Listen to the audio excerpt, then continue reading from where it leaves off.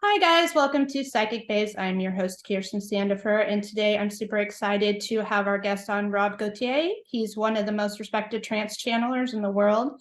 And for more than a decade, he has helped thousands of individuals receive clarity on their path. He primarily works with three main guides, Ardif, Treb, and Archangel Metatron, but he has channeled several hundreds of ET consciousnesses. Rob is also an in-demand speaker, teacher, and he has been featured in many documentaries, internet shows, interviews, and books for his unique channeling abilities. And I'm super excited to have him on the show. Welcome, Rob. Hey, welcome. Thank you so much for having me on. I really appreciate it. Yeah, absolutely. So for those who don't know your story, kind of just, I know you've given this many times, but let's just kind of keep it short. How did you get into channeling? I started off by having, Christian family, start beliefs in Christianity, very active in the church, and a lot of questions there without good answers. I kind of left that behind me to my parents' dismay when I was a teenager. And after a few years, about 19 years old, I had my son, and he was born with cerebral palsy. And by the time he got to a certain age, about one and a half or two, I realized how bad that looked like how limited his life would be as far as all the expectations I had had for him, and with all the things in his life that I was hoping for him. Um, like any new and young parent, it could be devastating when you find out something like that. Um, Fast forward about a year, well, not even a year, probably just a few months. I got into a pretty bad car accident in Michigan. It's always snowing, a lot of animals, and I hit a tree pretty hard. And during that time, doctors put me on pain meds, and that went out of control. It ended up being where I got kicked out of my doctors and went to the streets for pain meds, and then eventually, when pain meds couldn't be found, drugs, and then more types of drugs, and then eventually, I'm pretty strung out for about 8 or 9 years on any type of opiate I could get, and even into cocaine and all of the other stuff. So it was really bad. Uh, During that time, I really disconnected from everything except for my son and my parents. And at that time, anyone who's been through addiction knows that at a certain point, there's just a point where you say, this can't continue. I'm either going to die this way, be in prison this way, or I'm going to have to get clean. So I went to the standard things like methadone clinics and treatment like that. And then finally, after getting out of the methadone clinic, I had got put on another medication called Suboxone, and that helped me until I finally got off of everything altogether. And then after just a few months, actually, probably just a couple months, I started feeling better mentally, emotionally than I had for so long. Um, and anyone who's gone through that type of addiction too kind of understands that there's this energy, this desire after you end up getting off of drugs to live life. And one of the big things in my childhood was spirituality, and even though it only manifested as Christianity, it was still something that I felt was important. A lot of my beliefs had changed. Instead of seeing a one mighty powerful God, I saw a possibility of a creator, a sentient creator, but more than likely just science. But I wanted to know for sure. So I did my due diligence, and paranormal things was a big thing growing up. I grew up in the 80s, and there was unsolved mysteries, and C.S. Clarke's show. I can't remember what it was called. All these different shows, even like the Twilight Zone growing up. Saw these paranormal things right up my alley, and my friend and I had some experience when we were younger. I myself had an experience when I was younger, meeting my grandmother who had passed away. So all of these things got me interested to continue that journey. So I looked at a place, a spiritualism church. They said, "Hey, we can prove to you that God exists, that the afterlife exists, because we can connect." And at first, I was like, "Yeah, okay, maybe we'll check it out at least." And I went and I had a beautiful reading, and I ended up saying, "Hey, I want to do what you guys do. What you do is amazing. I wish I could do it." And they said, "You can. Everybody can. Anyone can." So I stayed and I learned, and I stayed there for a little while. And eventually, what I realized is that the spiritualism churches and spiritualist churches are an amazing place with amazing tool that teach a lot of people a lot of different great things, but it also is still an organized religion. Um, and eventually, that same thing that ran me out of the Christian churches ran me out of the spiritualism church. I mean, the whole church there, a massive argument broke out when I started bringing up reincarnation. Like, reincarnation has got to exist. You see all these things, you hear all these things, and half the people believed in it, half of them didn't. So they started fighting, and I'm like, yeah, I'm not doing Can't do this. this. Yeah. No, I'm out of here. Um, so I went on my own and I found a meditation through synchronicity that took me into the hemisync. And at that time, that's when my meditation skyrocketed. And one night, deep in a meditation, sad, upset, feeling, really disconnected, boom, I meet Treb. And Treb, when I say meet him, what I mean is meditating in an astral projected state, just like the most vivid dream you could have. I'm standing face to face with Treb.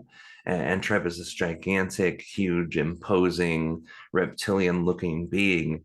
And I was like, oh my God, the first thing that hit me was fear. And then as soon as that fear hit, instantly, like the largest, biggest sense of love I ever felt. So I instantly calmed down. Telepathically, they communicate.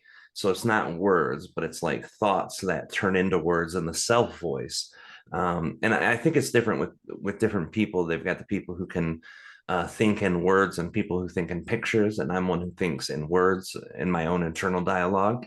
So that's why it changed into words for me. And eventually, basically Treb says we're connected. What you think about the universe isn't quite how it works. Because we're connected, we can work together and I can tell you more things. And that was it. That was the first meeting. And at this day, I was doing meditation literally 2-3 times a day, plus closed eye techniques. So total hour per day, we're talking like 4 to 9 hours each day, trying to work on getting this thing open so I could talk to humans who passed on. And here's this gigantic extra dimensional reptilian extraterrestrial being. And I'm like, holy moly, this is not what I had planned. So needless to say, I thought my brain broke, but eventually a few days later, I got the guts and I went and talked to him again. And we talked again and again and again and again. And for 2 years, we just kept talking every day. And finally, through all the things that he taught me and showed me, I was able to kind of go into the internet and find things to see if there was anything out there about that. If this is the first time anyone ever heard anything. And I found like Jane Roberts and Daryl Anka and Lee Carroll. And there was only a few really out there back then on YouTube that I could find. And I said, Treb, this channel thing, can we do this? And he said, yeah, of course. So we worked together. He taught me some things. I learned a lot of things from the internet for free. Things like videos people put out. Sanaya Roman put out a book, and there was excerpts that turned into videos. I didn't read the book, but I had got a few techniques, and I threw all this together with the HemiSync from the Monroe Institute, and then boom. Eventually, we continued working on this for months and months, and finally, I connect. And I connected to Treb in a channel state several times, but by about the fifth to 10th time I practiced doing it, I just hit YouTube running. I was like, this information's so great. It's got to go out to people. And my expectations were actually very limited. I learned something from my dad when I was a kid that always stuck with me. He said, hope for the best, expect for the worst, you'll never be disappointed. Prepare and expect for the worst, but hope for the best. And whatever happens in between or above the worst will always be a bonus. So that was the mindset I was coming from. And holy moly, I was like, if I do 100 videos and it helps one person 10% of how much Treb has helped me, then it would be worth putting in the time and effort. And I really felt that way. And it was just so much more than that. And after years of channeling Treb, he told me about Ardif a couple of years after publicly. He had always mentioned Ardif, but not by that name, by a different name, Dean Got of his mentor? Cygnus.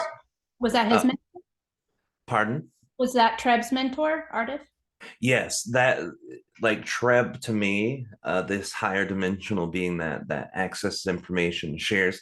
Ardif was that way with him. So we always talked about his mentor and his guide that was connected to him. And eventually I found out because obviously I'm connected to Treb and Treb's connected to him, he's also connected to me. But he kept mentioning this name Deneb Cygnus because that was the constellation, the star where this being came from. And then finally, this being came in through a channeling when I was doing a book with a guy named Jefferson Biscardi about Treb and his race. Well, he asked Treb, "Can you bring any beings in that can share with us like you do with Rob? Can you bring in any?" And he said, "Oh yeah." So we brought in a bunch, but the most profound 20 some pages on the book, that was Ardif. He came in, and first it was me channeling Treb and Treb channeling Ardif, and that's the way it worked for the 4 or 5 times I channeled Ardif. But after working with him so many times and feeling his energy, he finally came through one night when me and my wife Kalina were doing her radio show, and she was having me channel on a radio show and taking Q&A, and he came on and told Kalina, "I'm ready to work with Rob directly." And so instantly from that moment forward, I started channeling him. And, after a few years of channeling him, here comes this gigantic energy, a mystery. And I find out that the Nihal Collective, which is a collective consciousness, which is like a whole group of beings that are one consciousness together, who also happen to be a probable future reality that moved to a star called Beta Leporis, which in the old ancient text was called Nihal. Um, that was them, and they came to connect with me and Metatron at the same time. So I opened up this big bridge. Something I realized, now that I didn't know then, when I worked with Treb, that helped me build my bridge to him, but it also expanded my horizon. My consciousness grew out, and then it helped me reach Ardif. And when I did that with him, consciousness grew. So each step, I'm connecting to more and more consciousness. Like Metatron's consciousness is hugely, hugely more infinite than Treb or Ardif. The Nihal Collective is much more than Treb or Ardif. And since I've been doing that, I've been able to open up to probably over 1,000 ET beings, ET, extra dimensional, extraterrestrial beings. And, that's 2010. So it's been 13 years now publicly channeling. Here we are, right? Yeah, that's amazing. I think you were really one of the first ones to start channeling reptilians, and I think people had these preconceived notions. And I'm so glad that you did do it because it really opened this up to we don't know what's going on and what we've been told is incorrect. Can you explain that for the people that maybe don't know this yet? Yeah, sure. That I think was one of the bigger reasons why people were more interested in my channeling up for, because there was a lot of people who started channeling around that time on YouTube, but you didn't hear their names that much. But the reptilian channeling and knowing it's reptilian, and I made sure to share that up front so that people who didn't resonate could could go away. You know what I mean? So that they didn't have to click and get interest, then hear that, and then have their whole mind, messed up. And now I know people who needed that was going to do that anyway. But yeah. So this reptilian human hybrid Treb, he's the one that I started my journey with.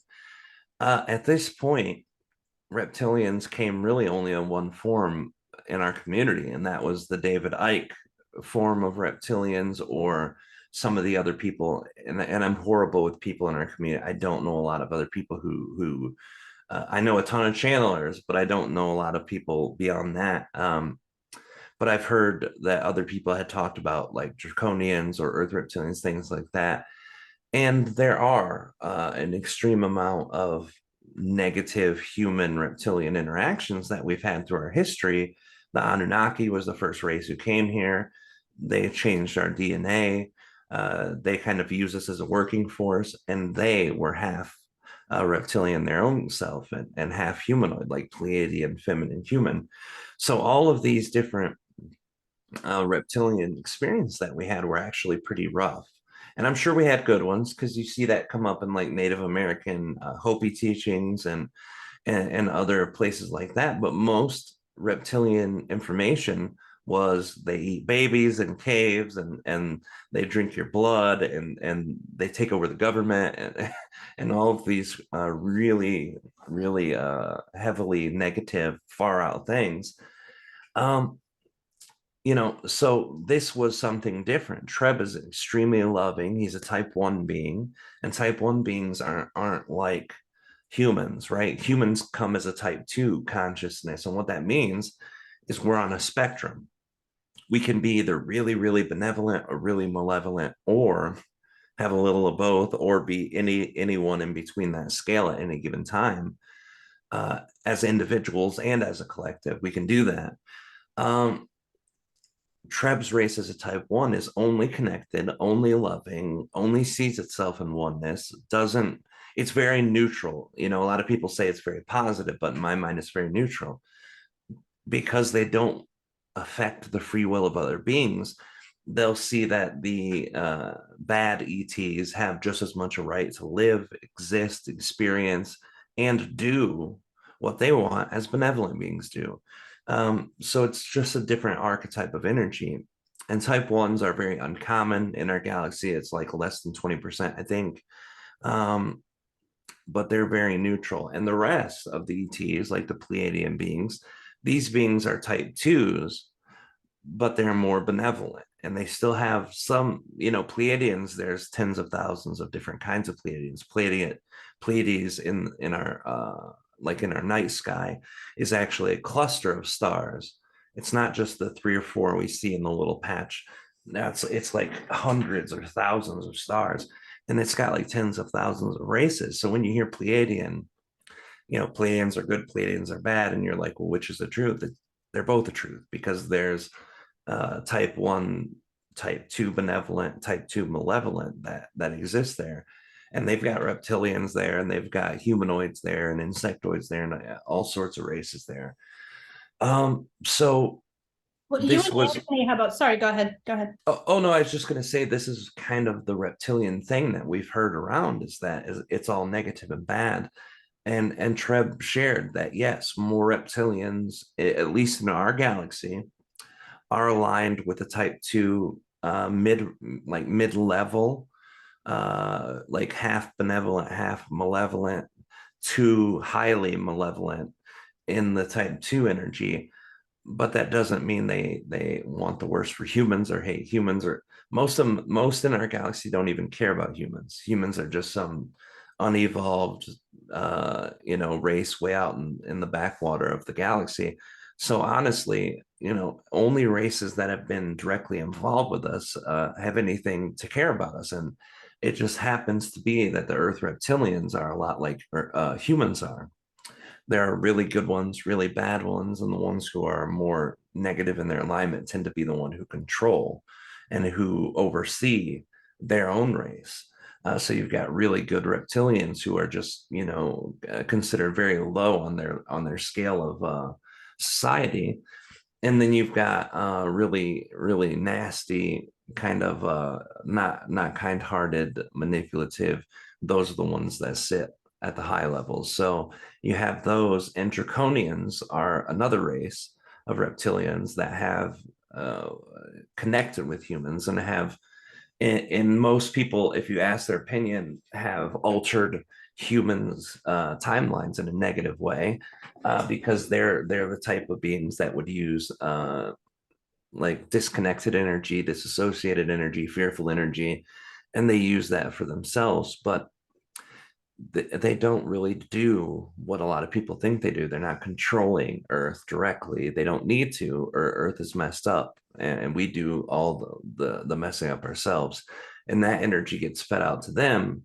And there's a reason they use it too, which is a long story. But a long story short, they're at the end of their evolution, their sixth density consciousness, which is right before you go from physical to non-physical level. So when they're there, their next level is only to go back to source and restart, start a new planet of consciousness, a new solar system, to do something different. And they don't want to leave. They like who they are. They love their physical bodies. They love their personalities. They love the fact that they're draconians. So there's a deep sense of pride in them, and that pride involves them being them. So they find a way, an energy that helps prevent them from going to that next level. It's like a bypass so that they're not going back into the incarnation cycle to start over again. And that's basically why we have such a negative view on these reptilian beings. But Treb's race and hundreds of other races of ETs that are reptilian in appearance or fully reptilian genetics have actually done good things for Earth, or good things for human counterparts in their oversoul, or connect with them lovingly and benevolently. Even the type 2 beings who are mid-range or a little more malevolent than benevolent, these beings still can have a connection with a human and say, I love this human and I will help them. It doesn't mean just because they're not type 1 or really benevolent that they're not willing to do things. But on the same hand, if another being came into their proximity and tried to harm you, Trevor Ardif would say, well, you're creating this experience together, so we're not going to stop no one from harming you. But if you're trying to create safety, you'll create something for it. So Treb and Ardif in the type 1 trust this semi-benevolent or malevolent reptilian may do whatever they could to protect you, because free will isn't an issue for them, but their love for you would help them act on protecting you. So I know that's a lot, but It's amazing because it's not what we're taught. It's so different than the way it really is. And it's beautiful because honestly, I've always felt that way, that we are our own worst enemies and we are the worst that it gets really here, So it's like we have a lot to learn. And yeah, so I know that you have channeled the Theta Torah, and there's a lot of misconceptions about them too. And I know they are 70% malevolent. What was that like, channeling that kind of energy? Well, I'm a full trance channeler, so for me, I don't get to experience the actual channeling. Like while I'm channeling Theta Tori for the few times that I did, me and Treb are spending time in the same way like I met him, astral projection, going in there, connecting. But I can feel the difference in the energy. And the very first time I ever channeled one of them, when I got done, I almost fell asleep within the first half hour. And that's not normal. I'm always ungrounded and kind of like you just had a hard days of work and you come home and you're like, that's how I feel normally. But this was like, holy moly. Like normally I eat a little food to ground myself and then I'm up for a couple hours and I need to wind down because all that energy is intense. But with this being, it was just like instantly went to sleep. Since then, I've channeled them a few more times. And when that happened, it was easier to deal with. But yeah, beings who are malevolent, uh, especially reptilians who concentrate their energy in their lower systems, like their bodily systems. They're not etheric like humanoids.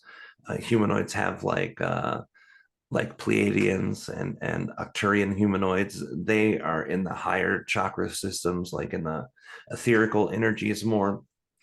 And reptilians are in their lower, they're in their body, they're very physically present.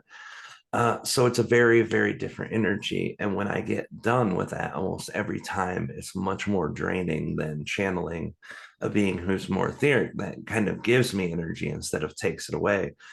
Even that grounded state, ungrounded state doesn't have much to do with taking or giving energy. It has more to do with my body trying to process that. And then once that's done, then I can feel the effect of the beings who I channeled. And it's usually they're giving me more awake, excitement, alertness, or putting me to sleep, just depending on the being's concentration of their energy type. So, What was your most favorite entity that you've channeled, or the most interesting? uh, there were so many.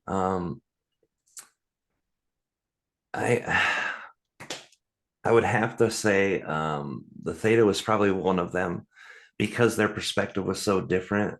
There was also a female reptilian being who I channeled that was very awesome. There was one being I used to channel for a friend of ours who passed away a few years ago, and she used to have me channel this reptilian counterpart of hers called Vor, Voor. Um, and he was funny. He was a character. I would wake up sometimes like with my shirt cocked to the side, or Kalina was telling me there was a cover over the laptop when I was done channeling, and I'm like waking up to that, and I'm like, what the hell? And the light was hurting my eyes from him in my body because the sensitivity of the light.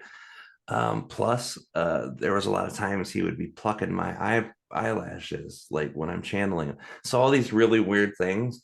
Plus, he was just a funny type of being. He was very charismatic and very connected to her, and loved her a lot. And she was a great lady. We miss her a lot, you know. Yeah. Well, on that note, I think we'd like to bring Treb through, and so we can ask him some questions. So we will let you. We're just going to take a little break while Rob gets ready. All right, thanks. I'll see you soon here. Okay.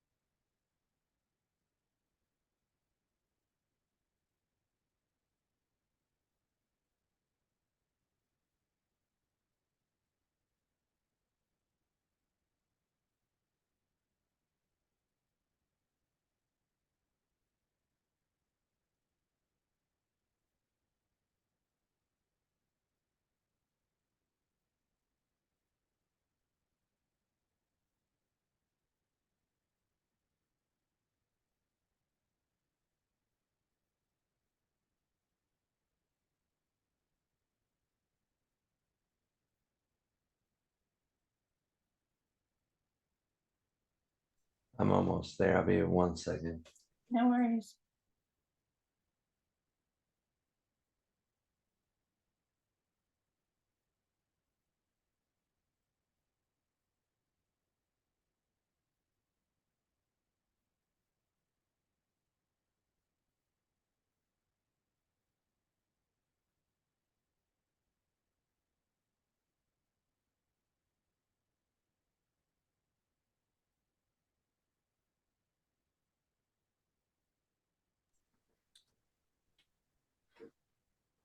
All right, let's take another drink of water. We'll jump in.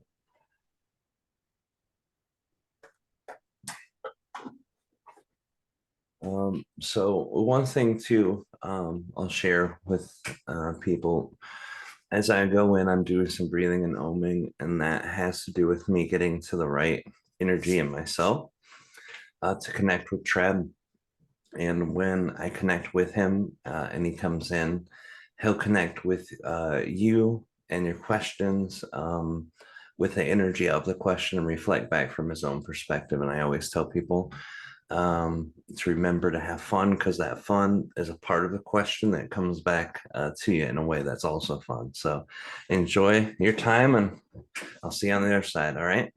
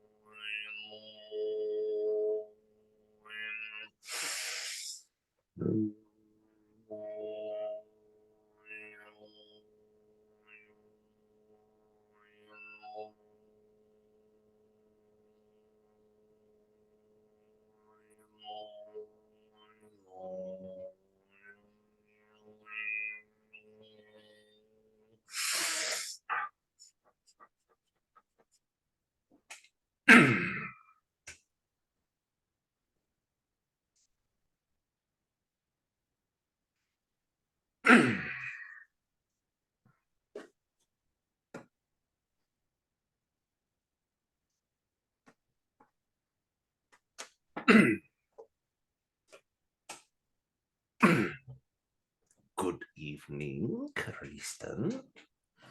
Hi, Treb. Thank you so much for coming through. It's an honor to have you on.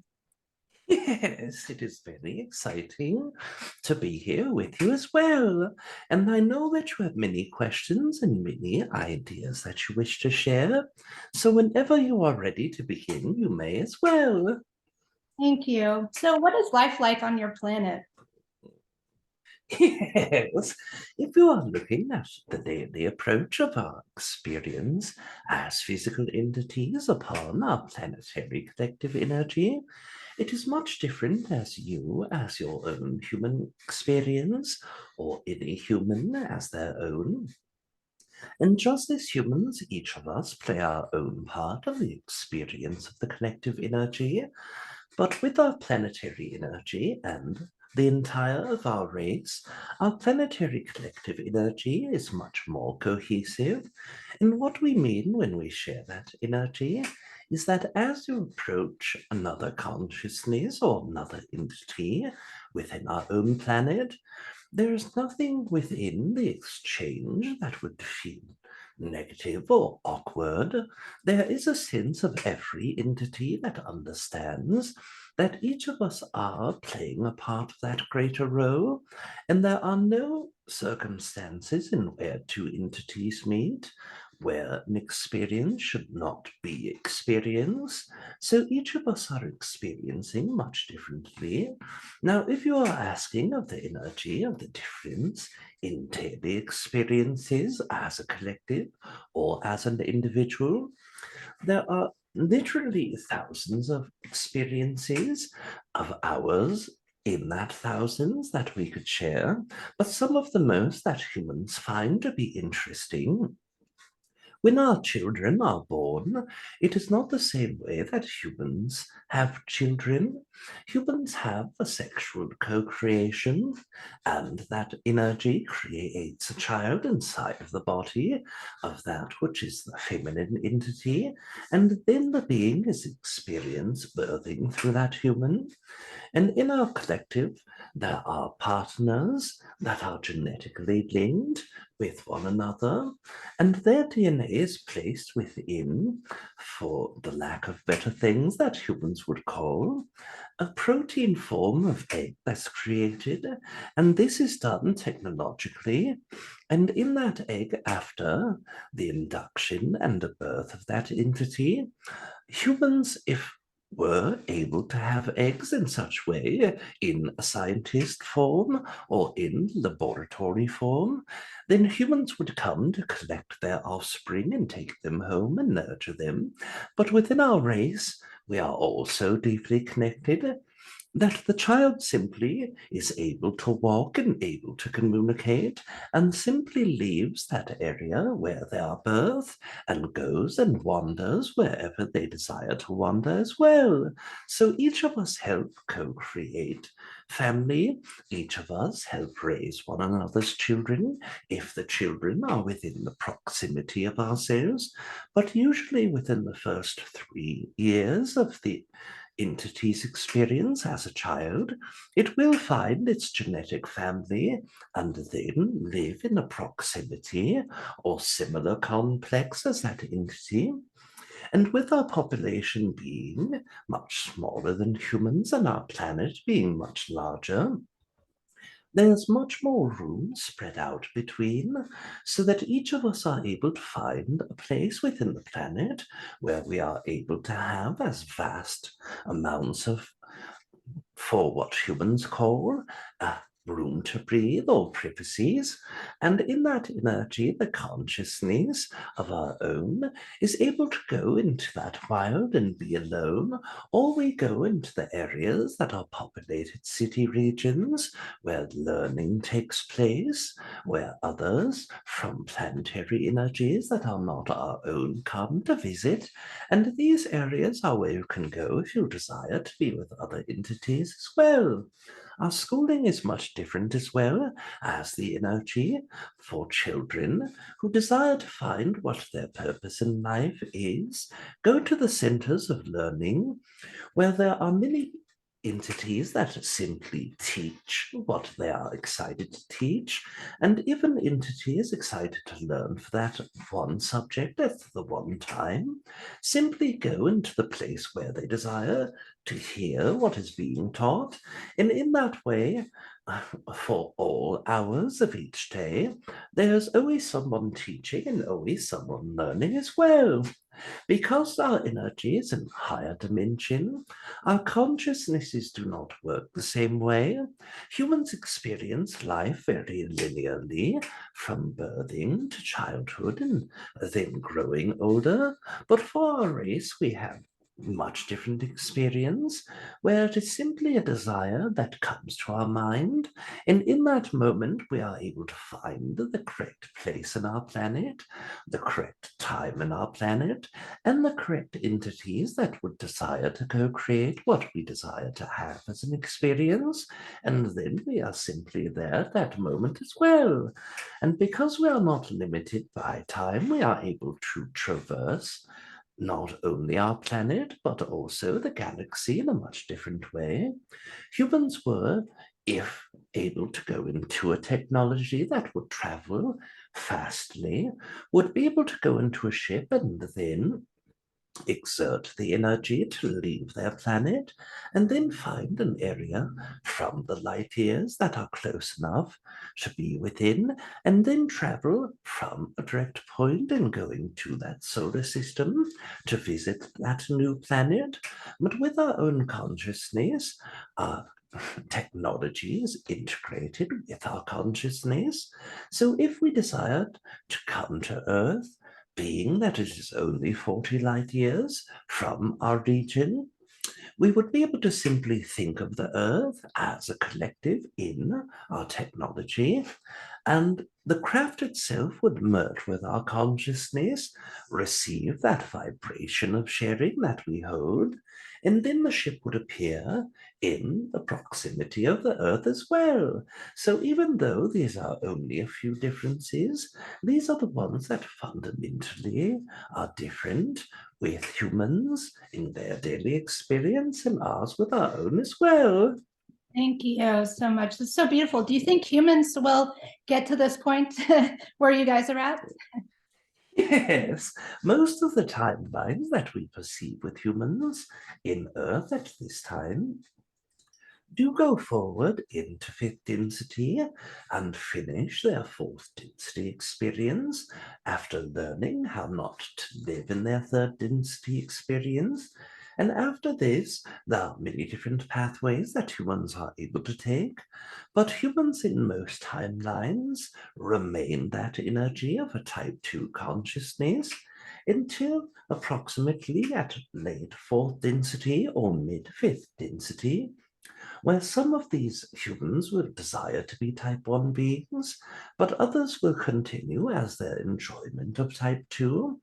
And most of those realities, humans become highly benevolent within 70 to 85% benevolency, and some small groups or pockets of humans may break away and go through their malevolency and experience that form of a type 2 energy, but it really is pending upon the human experience as you are creating as a human in this day. This will indicate what version of human that you will be tomorrow in your next incarnation as well. Well, thank you. Mm, I kind of wanted to yes.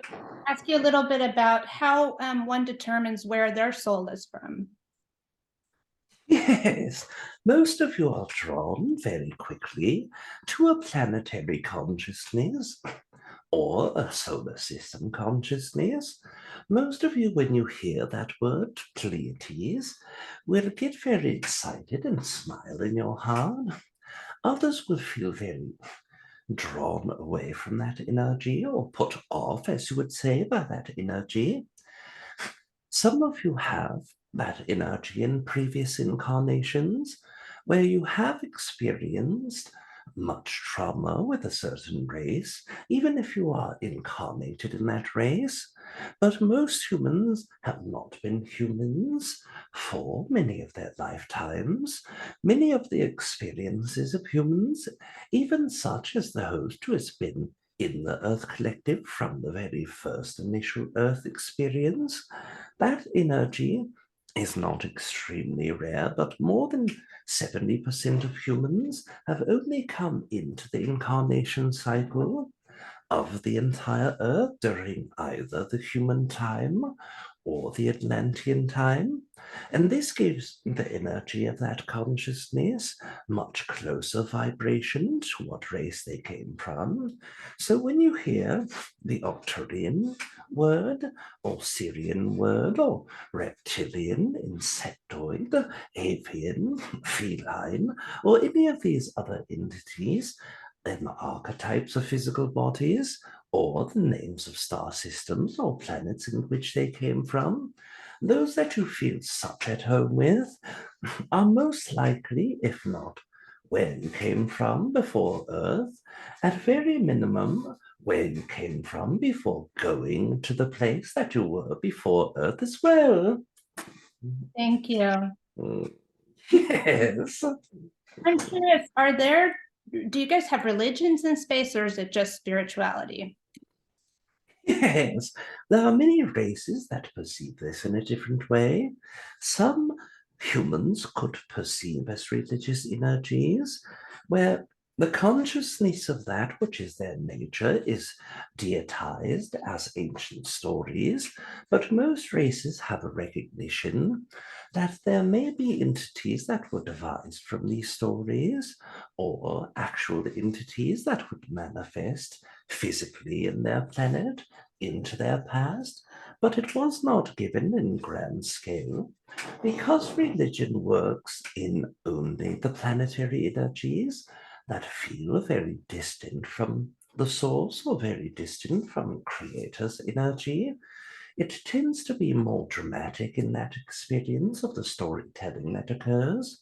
Visitors from other planets that are mistaken as creators or gods, very similar to how humans have done with Elohim and with Anunnaki entities.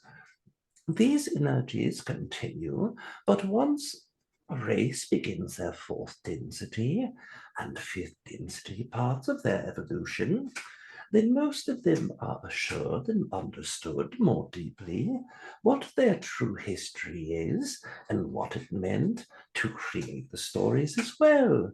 So, in that way, the spiritual aspects of their consciousness are understood.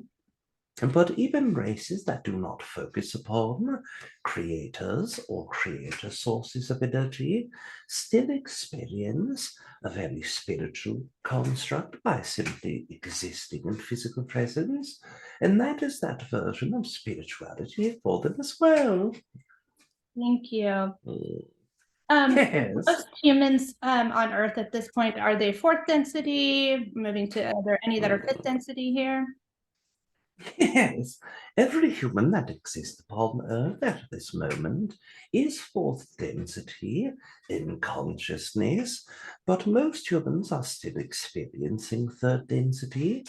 Now, when we say that word, third density, what we are speaking of is an evolutionary cycle, a portion of energy that comes in a long form of evolution. But in human third density experience, this is actually what most humans call a fourth dimension. And moving into the fourth density is that which is fifth dimensional. And many humans conflate the energies of both being the same as fifth density and fifth dimension. But fifth density is actually within the sixth dimension as well. Thank you. Yes. How does karma work? Mm. And how do people get rid of their karma? Yes, karma within the concepts that it is given upon Earth is mostly religious in orientation because they believe that a past life they did not do something well, that they must make up for that in this incarnation. But that is not how consciousness works in fluidity. Consciousness is always in your now moment.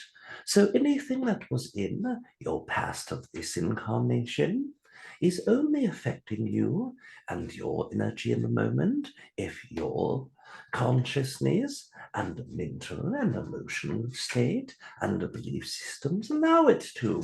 So in that way, there are energies that are present. Some of you are born into an experience that is very difficult. And because you have had a life that is difficult, very similarly, with the same theme that was played out in a previous incarnation, that incarnation energetically will connect you.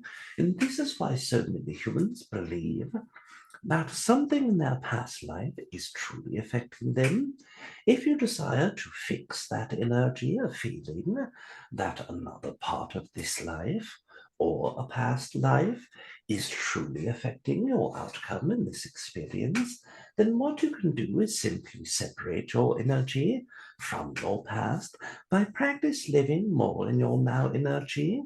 And each time those beliefs come to you that say, I am a horrible person because I've done horrible things 5 years ago and still have not forgiven myself, try to work with that energy of simply forgiving yourself and simply say that who I was within 5 years of my history is not the same person that I am now, just as in the same that I will not be the same person in 5 years from now than I am this time. But because consciousness is only anchored to the now moment, then in your true way of experiencing, you could be a drastically different person in the morning than you can in your midday, and again change that energy drastically to your evening of that day than you were at the midday and that you were in the morning. But because you see linear time and experience that, your mind is what creates the drawing.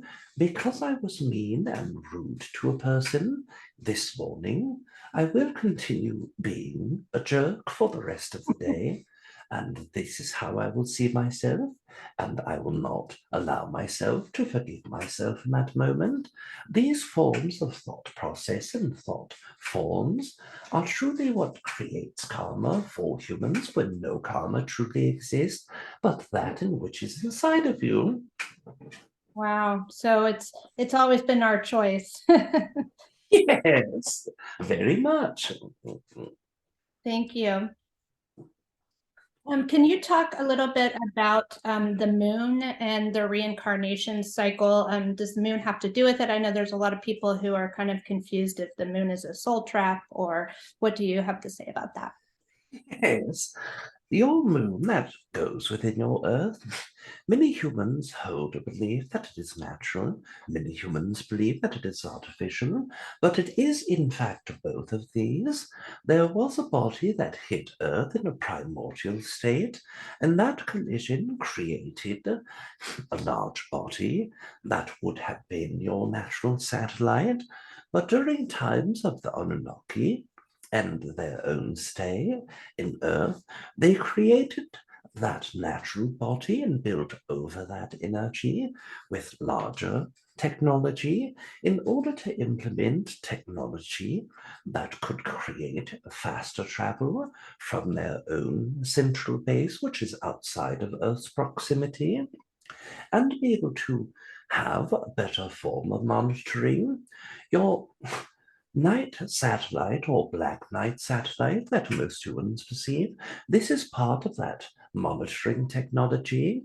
After leaving the Earth the first time, after great cataclysm of Earth, and after the Anunnaki's mistreatment of humans, there were new entities sent back into Earth to help humans reach their potential again and teach them many new things. And after that occurred, the moon was further expanded upon.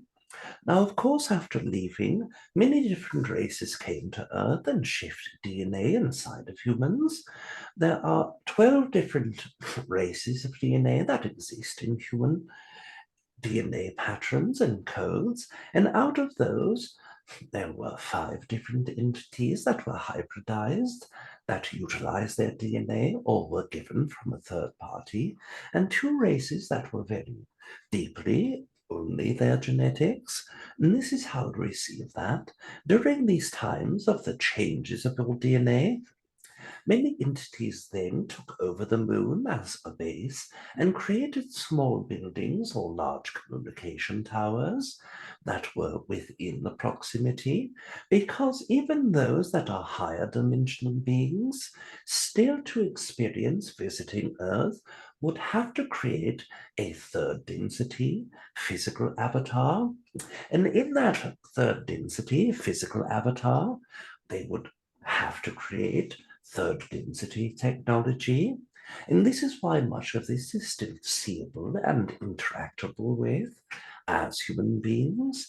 And with that energy, the continuation of the artificial nature of a large portion of that moon is felt to be a soul trap, because there are still so many remnants of the technology of highly malevolent entities that humans feel that in the core. Humans' traumas that were within their DNA are centered back to the times where extra-dimensional and extraterrestrial beings manipulated and traumatized humans. So it is not a soul trap, as there's no such possibility to trap a soul. The only thing that can occur as manipulation of a soul is to try to trick entities as they are living that there is no afterlife, or that there is but an afterlife must be automatically reincarnated. And this is the trap that most humans perceive. It is not that you must be trapped into a certain reincarnation. Reincarnation is actually a very important part of incarnating and reincarnating in order to have as many experiences in one density, or one planet, or one race and one planet's experiences. The addition of those experiences gives your soul more growth, because you are only one small fractal. Giving that energy to the oversoul gives the energy from the oversoul to the planet consciousness, and from the planet to the solar system, and solar system to the galaxy, and the galaxy to the universe. So it is very natural how consciousness demands the energy of experience, and how each fractal gives that experience, so that everything can understand and know one another once it achieves that oneness. But within the Earth experience, there are people who say that when you die, go into the bright light, go in to another human body, so that you're not tortured for eternity by artificial intelligence, and many other stories that are meant to create fear in humans. But each afterlife of a human being is the same as your physical life, because it is extremely different for each human and extremely tailored to where you are in your consciousness when you leave your body, where you are in your heart and mind when you leave your body. This is why very tortured feeling souls can experience being out of their body for hundreds or thousands of years, while those who are very deeply integrated with their own understanding are able to come back in less than 100 years, some that come back nearly immediately, because there's no reintegration process with the higher self that is necessary, because the soul already understands what lesson it was meant by having that life as well. Thank you. Yes. What message would you like to give to our listeners or to humanity? What kind of advice can you give us? Yes.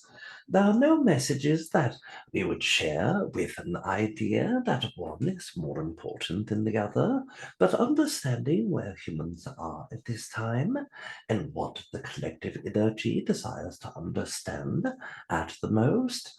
What we would share with you is that as you are going through transition of consciousness, peaking from your third density experiences, settling into your fourth density consciousness, will not be easy for all humans, but no human will be left behind in that experience because all of you who exist upon Earth have already transcended your fourth density experience from your third density experience, as when you were born in the year of 1980, such as the host, or if you are born in 1999 or 2010. Regardless of that energy, most all of you are born into third density, but have gone through the transition of energy. So simply remind yourself that experiencing that fourth density energy is drastically personal experience. This is why some of you feel more intuition. This is why some of you have felt your time dilating and shifting your experience. This is why others of you have gone through such drastic and quick awakening processes when trying to put all of your energy towards bettering yourself. 15 years ago, you were not able to do so quickly, that at this moment, it tends to fly by your experience when you are excited, but drag by when you are not feeling excited or when you are feeling disconnected.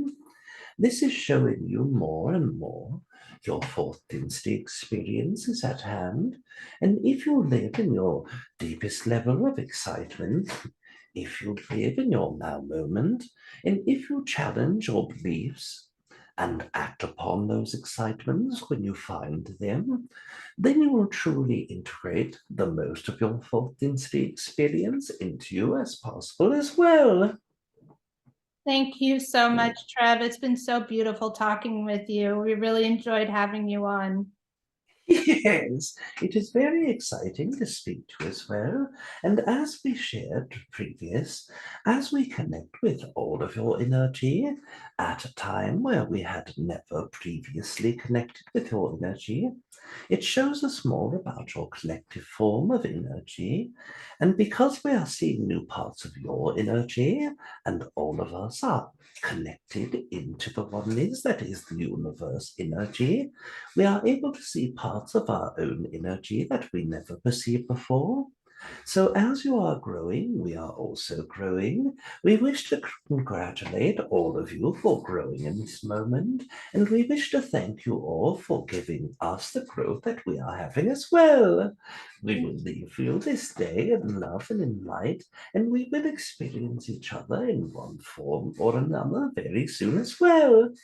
Absolutely. Thank you. Yes, good night.